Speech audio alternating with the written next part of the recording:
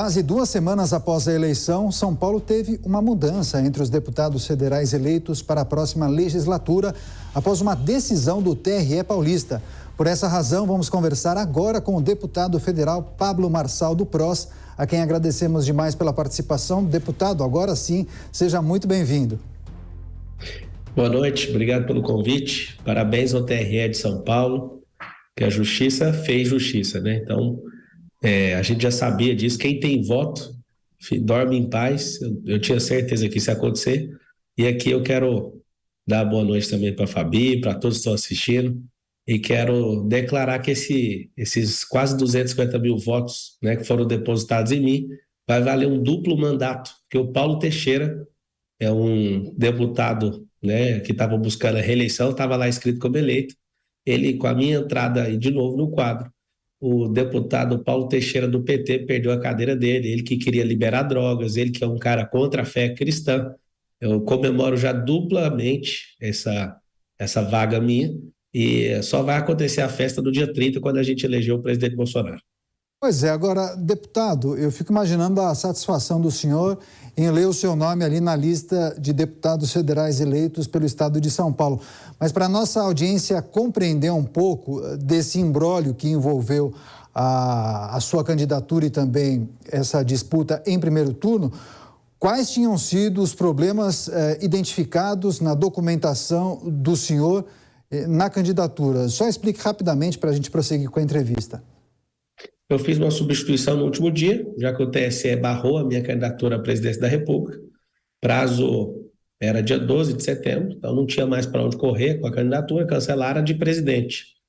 E eu não entrei nisso para virar deputado, nem para pleitear outro cargo, foi o de presidente. Então, só que eu percebi que como o PT, que foi lá com a mãozinha invisível, né, e tomou a minha candidatura, eu falei, eu preciso dar uma satisfação para esse povo, eu vou entrar no sistema, não vou ficar de fora, vou me rebaixar aqui, vou para dentro do parlamento, né, com tantos colegas lá, para ajudar o presidente Bolsonaro a fazer esse país avançar. E também cumprir o que todos os grandes presidentes fizeram, né? Eles foram deputados primeiro. E aí, no último dia, a gente substituiu uma mulher que tinha desistido, e nessa substituição, eu fui muito feliz que era o último prazo. Só que no último minuto da sexta-feira antes da eleição, eu entendo o tribunal, tem que julgar tantos casos, julgou o meu caso faltando um documento, uma certidão de Goiás, sendo que não era necessário. E aí, como julgaram faltando alguns minutos para fechar a sexta-feira, acabaram me colocando como indeferido. Eu já juntei no mesmo dia os documentos, e aí colocaram lá que estava dentro do prazo recursal, e aí já se passaram 2 semanas, né? E agora, ontem, na verdade, né, saiu essa decisão. O PT estava desesperado porque a minha eleição tiraria uma vaga, e acabou consolidando isso, tirando a vaga do PT. Graças a Deus.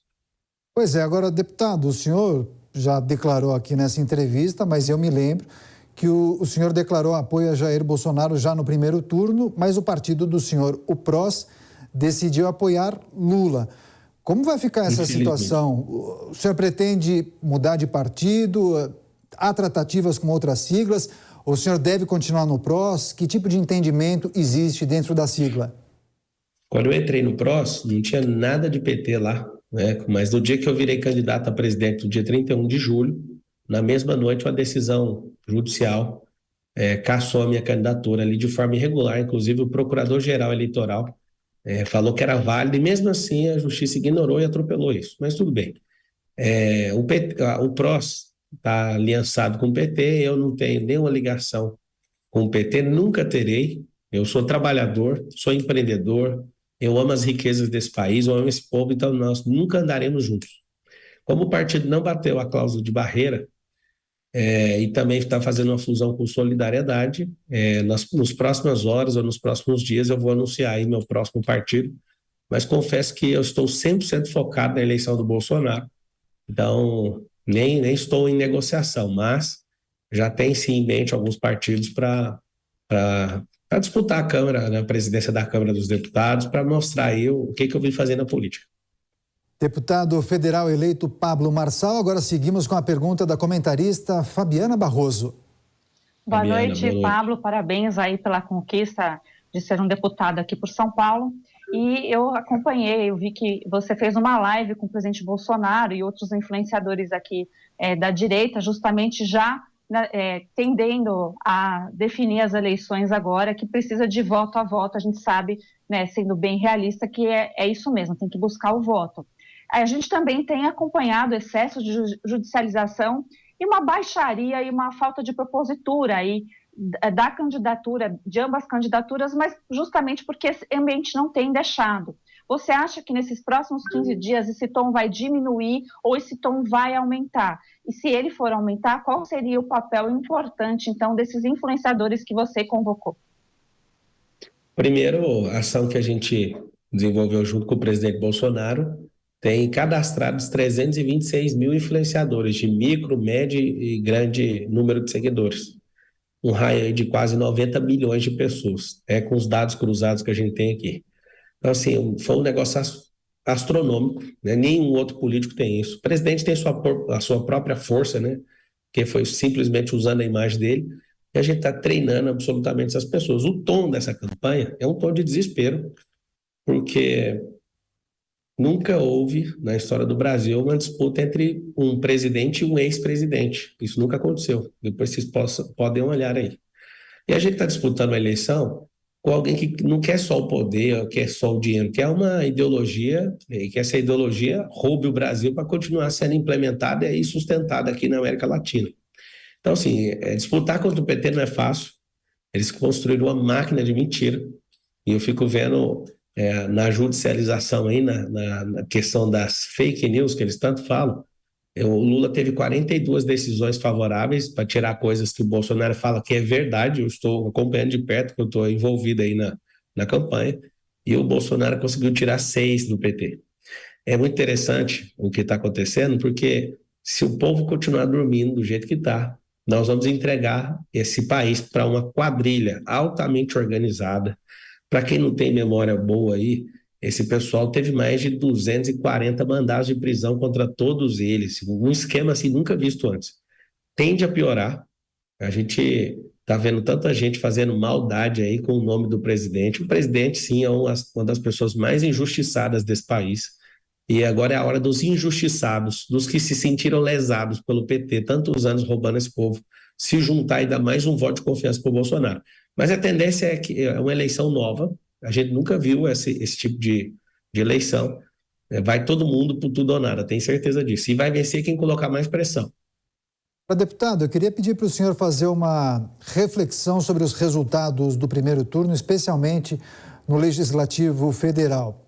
Renovação de 44% na Câmara dos Deputados.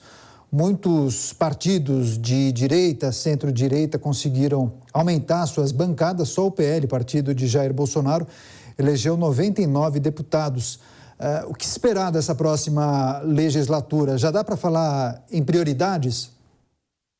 Dá para falar em prioridades. Primeira coisa, todo mundo, o esquerdista odeia ouvir isso, mas acabou o Centrão. O Centrão agora está em terceiro lugar, então é o Centrinho. Então perdeu a graça de chamar isso de Centrão. Agora a maior bancada de direita da história, a maior bancada conservadora, né, da história do parlamento, está aí agora por conta do Bolsonaro. Segundo, 100 e poucos daquela coligação da esperança lá. E o pessoal que era o antigo Centrão agora ficou em terceiro lugar. O que significa isso para quem está assistindo? O presidente Bolsonaro vai voar agora. A gente vai ver esse país nos trilhos devidos aí do progresso e do desenvolvimento. E vocês vão ficar assustados. E você que está com a ideia tola de votar em Lula, saiba que se ele ganhar, ele não consegue governar nesse primeiro mandato. Que ele não vai sair nunca mais, infelizmente. Se você deixar o Lula entrar, eles estavam a um passo de completar a implantação do comunismo aqui no país. Por que não implantaram? Tem muita gente que não acredita. Eles estavam no aparelhamento total do Estado. E aí, meu amigo, se esse povo voltar, eles têm, segundo as próprias palavras do Gilmar Mendes, eles têm dinheiro para ganhar eleições até 2038. Então, se vocês deixarem eles voltar, a gente vai ter um problema muito sério. A gente vai ter um retrocesso. O Lula não vai conseguir governar. E como ele não vai conseguir governar, ele vai ter que aplicar o método Maduro, o método Hugo Chávez, o método Fidel Castro de tomar a nação à força. Então, a gente não pode deixar isso. Não é sobre Bolsonaro, é sobre dois caminhos. Então, a prioridade do eleitor até o dia 30 é entrar nesse plebiscito. Isso não é eleição para presidente, é um plebiscito para escolha de regime, ou comunista ou um regime de liberdade. Aí você tem que escolher o que você vai fazer. Agora, a nossa pauta com o presidente Bolsonaro vai ser reformas, né? O sonho de todo presidente, quando ele se propõe a ser presidente, é fazer reforma. Por exemplo, a tributária está parada desde 1975. A penal, que é a questão mais forte do presidente, tem uns bandidos aí pegando um trecho de uma conversa dele totalmente sem conexão, estão chamando ele de pedófilo. Ele é o cara que quer que pedófilo se lasque. Ele quer fazer castração química contra pedófilos, e aí você vê que a esquerda, tudo aquilo que o Bolsonaro tem de bom, eles tentam neutralizar, e tudo aquilo que o Lula tem de ruim, eles tentam impregnar na imagem do Bolsonaro. Então, assim, pode esperar uma reforma tributária, pode esperar absolutamente um endurecimento das leis e da aplicação, né? Tem uma lei chamada LEP, Lei de Execução Penal, e a gente vai endurecer isso. Ali no parlamento não falta a bancada da agro, da bala, da Bíblia, de empreendedor, de gente honesta que quer ver esse país avançar.